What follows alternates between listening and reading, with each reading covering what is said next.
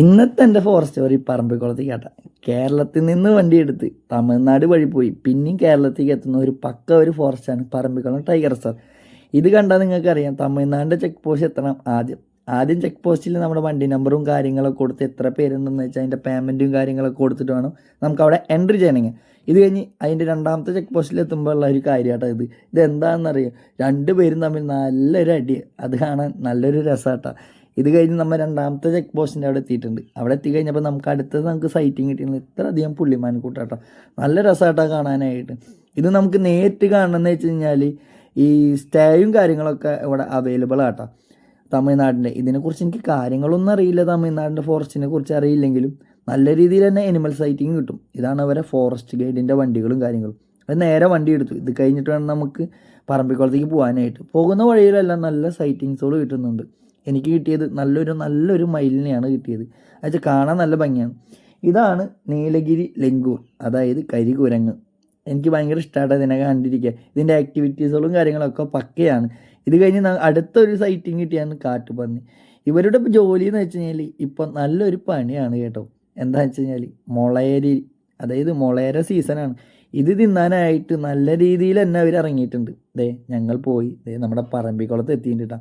ആദ്യം തന്നെ നമുക്ക് ചെയ്യേണ്ട കാര്യം എന്ന് വെച്ച് കഴിഞ്ഞാൽ നമ്മളവിടെ സ്റ്റേക്കുള്ള കാര്യങ്ങളൊക്കെ അവിടെ കൊടുത്തിട്ട് വേണം നമുക്ക് എൻട്രി ചെയ്യണമെങ്കിൽ. അപ്പോൾ നമുക്കൊരു ഗൈഡും കാര്യങ്ങളൊക്കെ ഓൾറെഡി നമ്മുടെ കൂടെ ഉണ്ട്.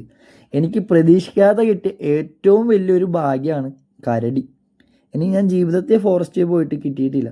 എൻ്റെ ജീവിതത്തിൽ ആദ്യമായിട്ട് കാണാൻ പറ്റിയതും ഈ ഒരു എനിമൽസിനെ ആട്ടം.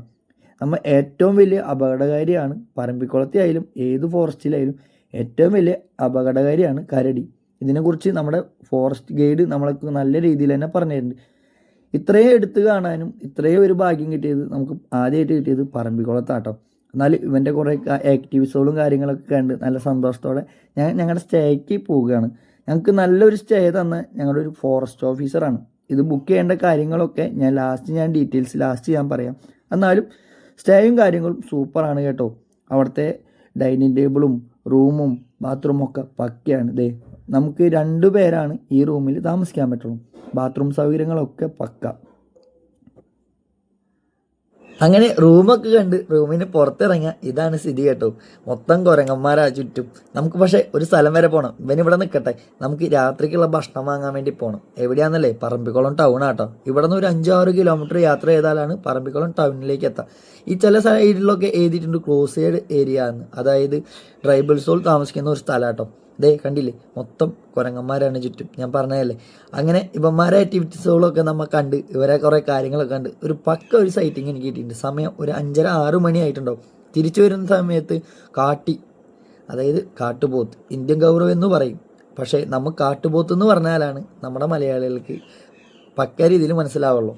അങ്ങനെ ഇവന്മാരെ കണ്ട് ഇവന്മാർ ആ നേരത്ത് അത്ര അധികം ചുറ്റുപാടുകളിൽ ഇറങ്ങിയിട്ടുണ്ടായിരുന്നു.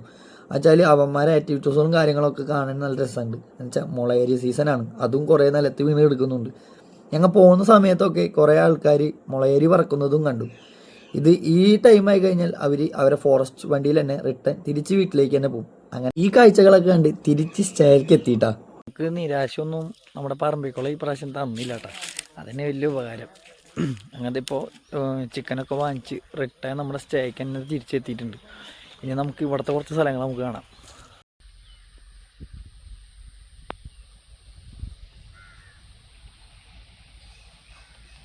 നമ്മുടെ റൂമിൻ്റെ അപ്പുറത്ത് നിന്ന് നോക്കി കഴിഞ്ഞാൽ നല്ലൊരു ഡാമിൻ്റെ വ്യൂവും കാണാം. അതുപോലെ തന്നെ ഇപ്പോൾ നെറ്റിലൊക്കെ നോക്കിക്കഴിഞ്ഞാൽ ഇത് കണ്ടില്ലേ, ഇതുപോലത്തെ സ്റ്റേയും കിട്ടും.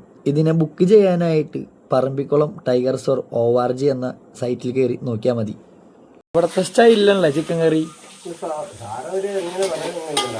അത്ര ഉള്ള അല്ലേ?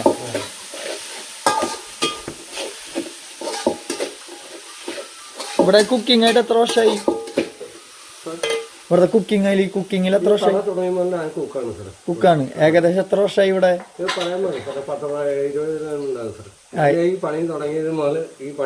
ഇവിടെ തന്നെയാണല്ലേ? ഇവിടെ തന്നെ വേറെ ഒരു കട ഉണ്ടായിരുന്നു, വലിയ കട, പലചരക്കട. അത് വച്ചിട്ടുണ്ടായിരുന്നു. കുറച്ച് ലാജായപ്പോൾ അത് വിട്ടിട്ട് ഇങ്ങനത്തെ കട തുടങ്ങി.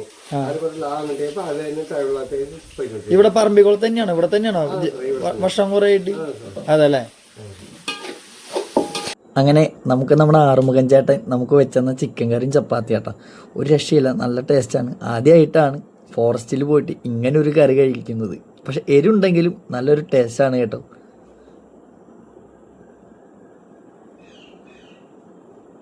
ഭക്ഷണമൊക്കെ കഴിച്ച് പുറത്തിറങ്ങിയപ്പോഴാട്ടാ ഒരു കാട്ടുകൊമ്പനെ കണ്ടത്. അതെ, ഒരു കാട്ടുപന്നി. ഇവനിവിടെ സ്ഥിരമായിട്ടുള്ള കാഴ്ചയാണെന്നാണ് ഇവിടുത്തെ ആൾക്കാർ പറഞ്ഞത്. ഭക്ഷണത്തിൻ്റെ വേസ്റ്റ് കഴിക്കാൻ മാത്രമായിട്ടാണ് ഇവൻ വരുന്നത്. അങ്ങനെ ഇവൻ നല്ല രീതിയിലൊക്കെ തന്നെ ഭക്ഷണത്തിൻ്റെ വേസ്റ്റൊക്കെ കഴിച്ച് ഇവിടെ സ്ഥിരം കുറ്റിയായിട്ടിരിക്കട്ടെ. നമുക്ക് എന്തായാലും ഒരു ഉറക്കം പാസ്സാക്കിയിട്ട് വരാം. നാളെ മോർണിങ്ങിന് ട്രക്കിങ്ങിന് പോകാനുള്ളതാണ്. അപ്പോൾ നമുക്ക് നാളെ രാവിലെ കാണാം.